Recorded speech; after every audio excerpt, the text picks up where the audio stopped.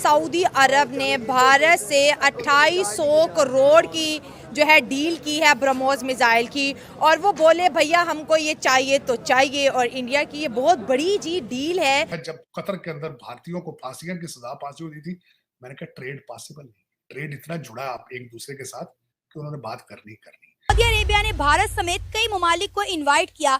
कई कंपनी ने डिफेंस हथियारों की नुमाइश की और इस डिफेंस शो में इंडिया के डिफेंस मिनिस्टर भी मौजूद थे। इंडिया के डिफेंस मिनिस्टर और सऊदी अरेबिया के दरमियान ब्रह्मोस मिसाइल को लेकर डिस्कशन हुई। मैं आज गारंटी कर देता हूं, इसी सेटअप के साथ, किसी भी सेटअप के साथ पाकिस्तान में बात करेंगे। क्यों नहीं करेंगे बात?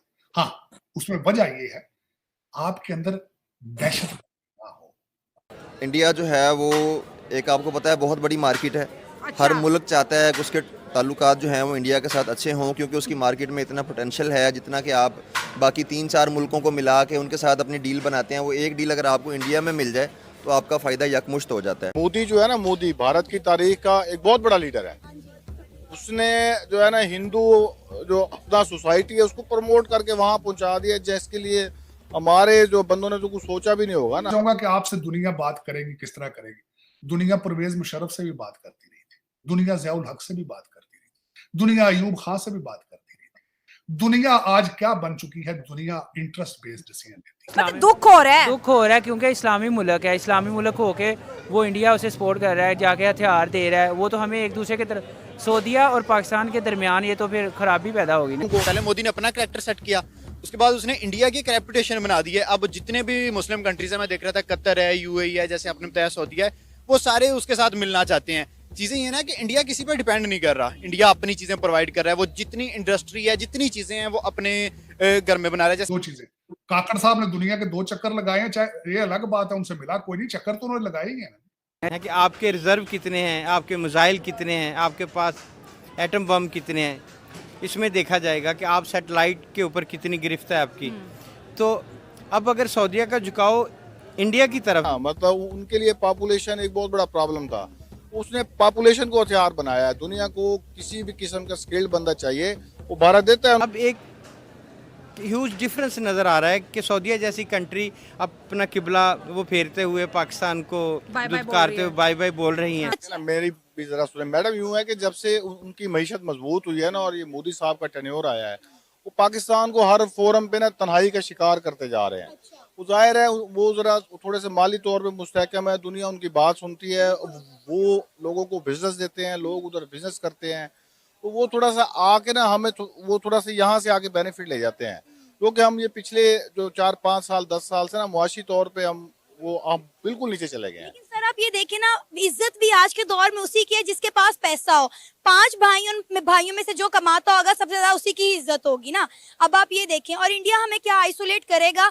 हमने तो आप देखें, हमने ना मुल्क की मौशियत बेहतर की, ना हम साय ममालिक से बना कर रखे। आइसोलेट तो हमारे सियासतदानों ने खुद पाकिस्तान को किया। मैडम हम सब ने किया है, सियासतदानों का कसूर नहीं। हम में से किसी ने भी अपना फर्ज पूरा नहीं किया। मुझे तो लगता है ऐसे हालात में भी हम एक पेज पे नहीं हो सकते। मतलब क्या अब पिछले 75 साल की लकीरें पीटने की बजाय एक जगह बैठ के कोई हम फ्यूचर प्लान कर लें।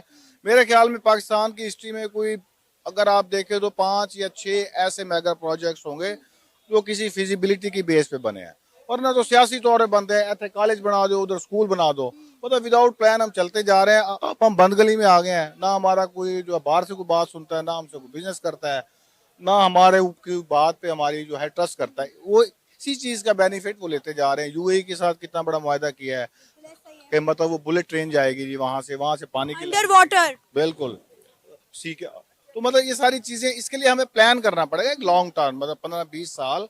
एक हमें नर्सरी से एक नई नस्ल को हमें जो है तैयार करना पड़ेगा। अभी आप सिर्फ अंडर वाटर ट्रेन की बात करें, इंडिया के प्राइम मिनिस्टर नरेंद्र मोदी में 2 दिन पहले जो है यूएई के अंदर एक मंदिर का इफ्तिताह करके आए। तारीख में ऐसा पहली बार देखने को मिला है कि दुबई में एक हिंदू मंदिर का इफ्तिताह किया गया। उसके बाद वो कतर के दौरे पर चले गए। तो आपको नहीं लग रहा कि गल्फ कंट्री में जो है इंडिया का नाम अब बजने लग गया, इंडिया को भी माना जाने लग गया है? पहले पाकिस्तान ने बड़ा अरसे तक के कोशिश की कि इंडिया को अरब ममालिक से दूर रखे, लेकिन अब जो है आप देखें कि इंडिया के प्राइम मिनिस्टर नरेंद्र मोदी ने अपने दौरे हुकूमत में मतलब 10 सालों में 15 दौरे किए मिडल ईस्ट के। ऐसे तो नहीं ना एक प्राइम मिनिस्टर दूसरे मुल्क का दौरा करता, डेफिनेटली उसने अपने मुल्क के लिए कुछ प्लानिंग्स की होती। चाहूंगा कि आपसे दुनिया बात करेगी, किस तरह करेगी। दुनिया परवेज मुशर्रफ से भी बात करती रही थी, दुनिया ज़ियाउल हक से भी बात करती रही थी, दुनिया अयूब खान से भी बात करती रही थी। दुनिया आज क्या बन चुकी है? दुनिया इंटरेस्ट बेस्ड डिसीजन लेती है, अपने मुआशी बेस। इसी के ऊपर मैंने आपको बताया था जब कतर के अंदर भारतीयों को फांसियों की सजा पास हुई थी, मैंने कहा ट्रेड पॉसिबल नहीं, ट्रेड इतना जुड़ा आप एक दूसरे के साथ कि उन्होंने बात करनी करनी। मैं आज गारंटी कर देता हूं इसी सेटअप के साथ, किसी भी सेटअप के साथ पाकिस्तान में बात करेंगे, क्यों नहीं करेंगे बात। हाँ, उसमें वजह ये है आपके अंदर दहशत ना हो, आपकी अदालतें सही इंसाफ दे रही, आपका कुछ जर्नलिज्म कुछ थोड़ा बहुत ठीक चल रहा, तो सारे बात करेंगे। देखें दो चीजें, काकड़ साहब ने दुनिया के 2 चक्कर लगाए हैं, चाहे ये अलग बात है उनसे मिला कोई नहीं, चक्कर तो उन्होंने लगाए ही है। तो उसमें चीमा साहब दर हकीकत इसमें कल 2-4 बातें हुई हैं, क्योंकि बहुत खुला पैसा पीटीआई ने लगाया लामी का अमेरिका, बहुत खुला। ये लोअर मिडिल क्लास के डॉक्टर हैं ये $100 इकट्ठे करके ना ये बड़े इन्होंने बड़े पैसे लगाए। कल स्टेट डिपार्टमेंट ने भी मैसेज छोड़ा है कि जो अदालतों में केस है उनको देखा जाए, जो धांधली के केस हैं। यूनाइटेड नेशन परेशान हो गया, यूनाइटेड नेशन गाजा की वजह से परेशान नहीं है, वो इनकी वजह से परेशान है। कल 2 उन्होंने हॉस्टेज छुड़ाने के लिए 67 बंदे मारे हैं, उस पर कोई परेशान नहीं यूनाइटेड नेशन। आपके इलेक्शनों की परेशानी क्यों है? क्योंकि पीटीआई के पैसे बहुत लग रहे हैं, बहुत पैसे लगे, $100 50 इकट्ठे करके ना बड़े पैसे लगे, कारोबार बहुत बड़ा कारोबार। तो उसमें ये भी ये रिजल्ट उसका निकला है कि अमेरिका के अंदर डॉलर पैसे लगाने का आपका आर्टिकल भी छप जाता है इकोनॉमिस्ट में, 2-4 कांग्रेसमैन भी बोल पड़ते हैं, 2-4 जर्नलिस्ट जो है वो स्टेट डिपार्टमेंट की ब्रीफिंग के अंदर वो भी क्वेश्चन कर लेते हैं। ये देखिए ना रिजल्ट निकला, मैं नोट कर रहा हूँ ये सारी चीजें कि एक सिस्टम को मैनिपुलेट करने के लिए कितने $1000 चाहिए होते हैं। मैं I'm taking notes on it, और it is working, it is working.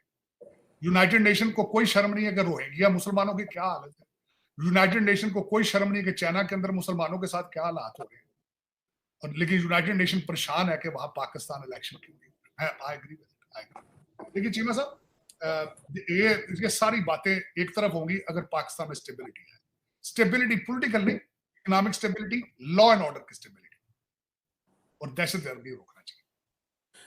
बिल्कुल सही बात है ताड़ साहब, और कहा जा रहा है कि शायद कोई डेलीगेशन इमरान खान से मिलेगा। ताड़ साहब वो तो कह रहे हैं मैंने किसी से बात ही नहीं करनी, वो डेलीगेशन उधर किधर जाएगा? ये तो एक क्योस है। अगर बाहर आते हैं इमरान खान साहब तो सड़कों पे शोर होगा, तूफान होगा, वो पूरे मुल्क को डीरेल कर देंगे। अगर जेल में हैं तो वो जो हुकूमत कर रहे हैं उनको इस चीज़ का गिला है कि हमारा मेन ओपोनेंट जेल में है, और एक शायद वो चीज़ भी चल रही है। लेकिन ये जो एक क्राइसिस है, सुना है कि नदीम अफजल चंद साहब और बहुत सारे लोग, उनसे कोई मुज़ाकराती कमेटी बनी है जो इमरान खान से बात करेंगे। तो ताड़ साहब